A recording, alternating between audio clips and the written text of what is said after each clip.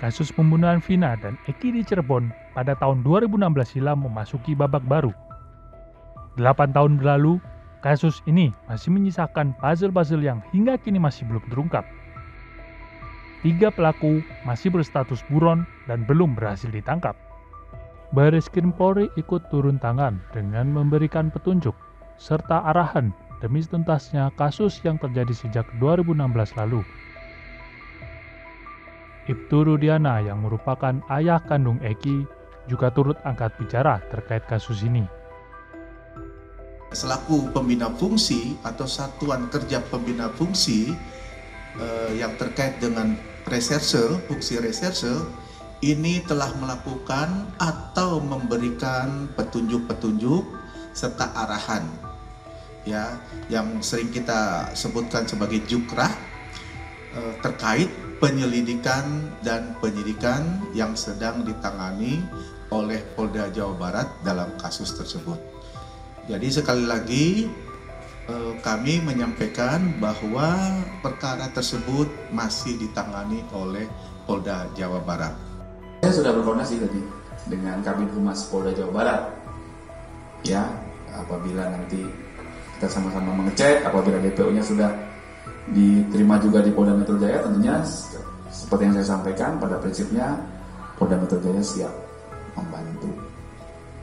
Saya adalah orang tua kandung dari almarhum Muhammad Rizky Rudiana atau Eki. Saya mohon kepada seluruh warga negara Indonesia agar jangan membuat kami lebih sakit. Eki adalah anak kandung kami yang mana menjadi korban daripada kelompok-kelompok yang kejam. Saya tidak diam. Saya terus berupaya dan bekerja sama dengan reskrim. Terbukti beberapa kita kami amankan dan sisanya sedang kami perjuangkan untuk dilakukan pengungkapan. Sebagai kuasa hukum keluarga Vina, Hotman Paris juga mengungkap adanya dugaan pengaruh aparat di pemeriksaan awal kasus ini. Himbauan kami kepada Bapak Kapolri adalah ini ada sesuatu yang tidak beres di penyidikan di awal. Kalau 8 orang pelaku sudah menyatakan ada 3 orang lagi sebagai pelaku yang lain dan itu bersamaan semua dalam BAP terpisah, ya nggak mungkin itu karangan, nggak mungkin itu koinsiden. Tapi kemudian kok bisa di BAP berikutnya pada saat di BAP akhir, pada saat pelimpahan mereka merubahnya seolah-olah menyangkal bahwa keterlibatan 3 orang ini. Ya, sahabat Kompas TV, kasus pembunuhan Vina dan Eki yang terjadi pada tahun 2016 silam mulai ramai diperpanjangkan lagi nih. Nah, hingga kini masih ada 3 orang yang berstatus DPO atau buron dalam kasus ini. Nah, untuk membahas ini, sudah bersama saya kuasa hukum 5 terpidana, Bapak Coki Nainggolan. Selamat sore, Pak. Selamat sore. Nah, pertama saya ingin bertanya nih, Pak, terkait pernyataan polisi 8 terpidana ini disebut sempat cabut BAP nih, Pak. Nah, apakah hal ini terungkap nih di persidangan, Pak? Saya sebagai kuasa hukum dari 5 terpidana ya saat ini antara lain Eko Ramadhani bin Kosim, Hadi Saputra bin Kasana, Jaya bin Sabdul, Eka Sandi bin Muran, dan terakhir Suprianto bin Sutadi. Inilah 5 klien di samping daripada 3 klien yang lainnya. Nah, sebenarnya begini, kami ditunjuk sebagai kuasa hukum dari 5 terpidana sekarang setelah kasus tersebut dilimpahkan dari Kepolisian Resort Cirebon Kota ke Polda Jabar. Artinya, ada jenjang waktu yang berlalu ketika mereka dilakukan pemeriksaan oleh penyidik di Kepolisian Resort Cirebon Kota yang tidak pernah kami tahu dan tidak pernah kami dampingin. Nah, kami menerima kuasa tersebut di bulan September, tepatnya tertanggal 16 September. Lalu setelah kami menerima surat kuasa atau sebelum kami menerima surat kuasa, kami melakukan investigasi dulu ke Cirebon karena mereka itu mengatakan kami adalah keluarga yang tidak mampu, kan? Sehingga saya coba lihat kondisi real daripada orang tua mereka. Memang mereka adalah keluarga-keluarga yang tidak mampu, sehingga terketuk hati kami untuk membantu bagaimana memberikan pelayanan hukum dan pendampingan ketika mereka di Polda. Nah, selebihnya setelah kami menerima surat kuasa, kami mendatangi penyidik Polda Jabar yang menerima limpahan dari Kepolisian Resort Cirebon Kota dan kami diterima dengan baik. Artinya Polda itu sangat terbuka buat kami. Dan ketika kami berkunjung ke Polda dan kami ingin bertemu dengan para terpidana, terpidana itu oleh penyidik dibond dari tahanan dan diperlihatkan kepada kami, artinya dipertemukan. Kami melihat kondisi real dari tubuh mereka masih penuh dengan luka-luka, ya, walaupun sudah ada yang ke penyembuhan. Dan di tubuhnya mereka, bukan hanya di wajah ya, masih penuh dengan luka-luka.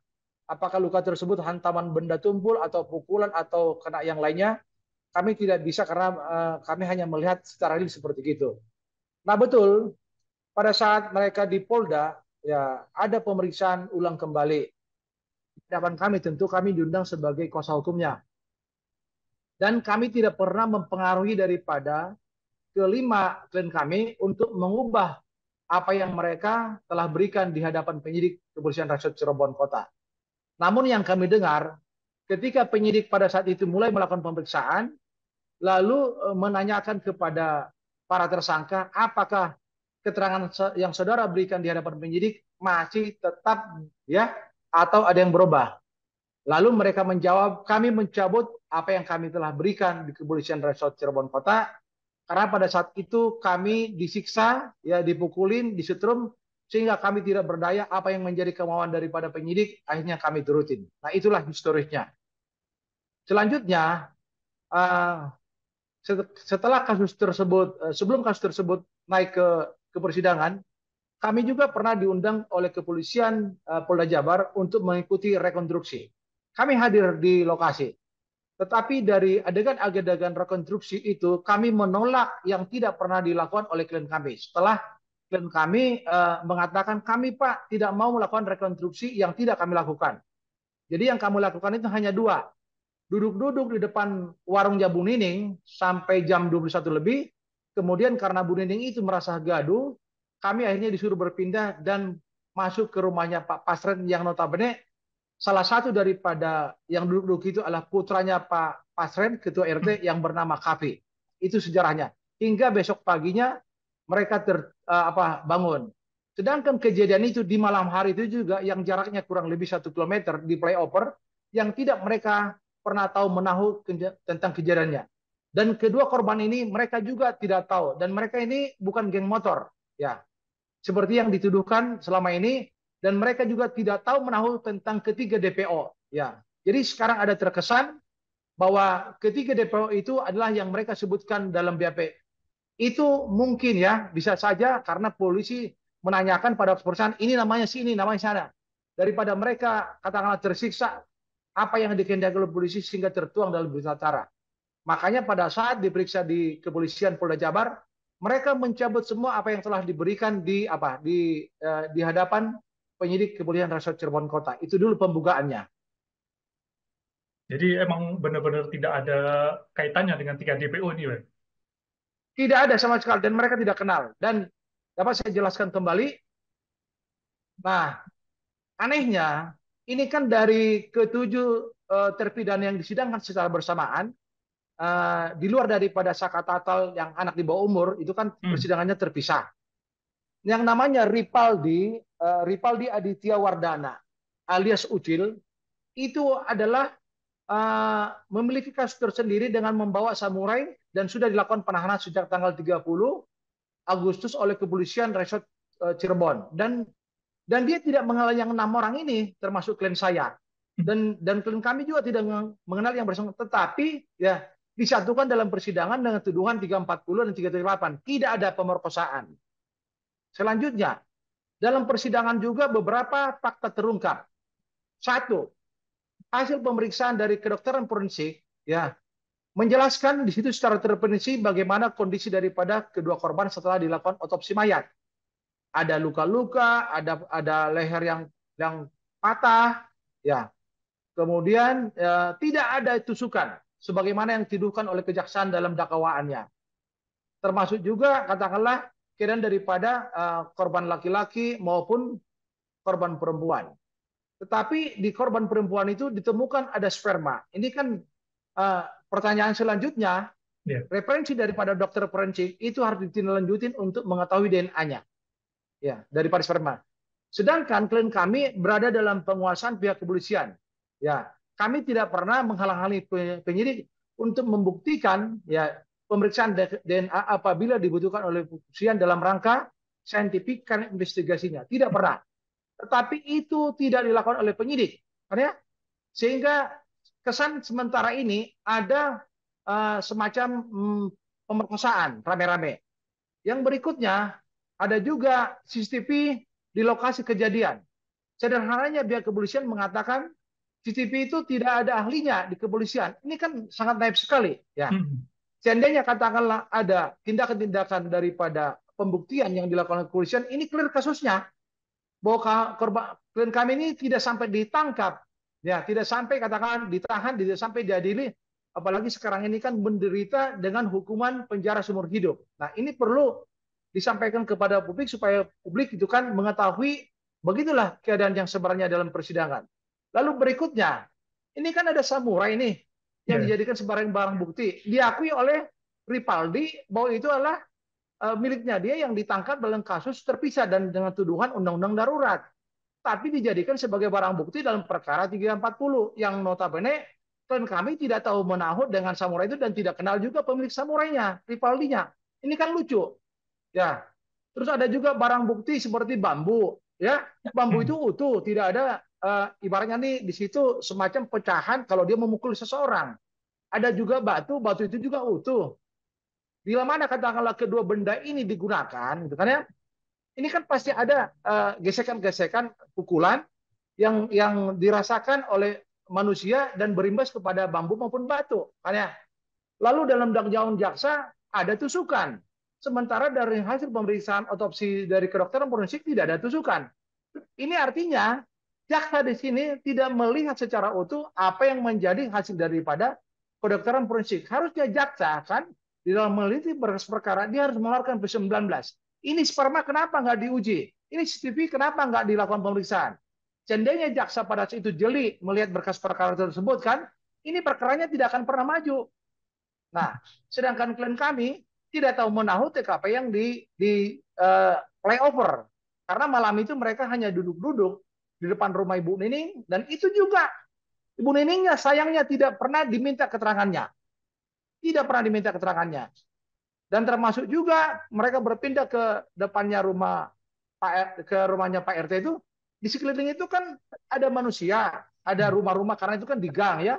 Tidak pernah juga diminta keterangan daripada masyarakat yang depannya, yang sampingnya, benar nggak di sini ada manusia. Sedangkan kami melakukan investigasi mengatakan bahwa malam itu ada di sini anak-anak muda yang masuk ke rumah itu. Ya, tapi mereka karena ketakutan banyak intimidasi daripada oknum-oknumnya, saya katakan. Nah, akhirnya mereka tidak berani memberikan keterangan ya kepada pihak kepolisian. Dan ini memang menyangkut masalah psikologis masyarakat. Tetapi Rudiana ini mendapatkan informasi yang salah, dua orang yang namanya Aib dan Dede. Pernah di BAP di hadapan kepolisian. Tapi dalam persidangan mereka nggak pernah hadir. Walaupun kami sudah meminta secara tegas kepada hakim, agar hakim memerintahkan kepada jaksa untuk menghadirkan mereka. Ini nggak pernah hadir sampai katakanlah dibacakan putusan. Ini kan menimbulkan pertanyaan besar. Ini Aib dan si Dede ini siapa ini yang menyembunyikan? Ya, artinya ini persidangan berjalan begitu saja, ya.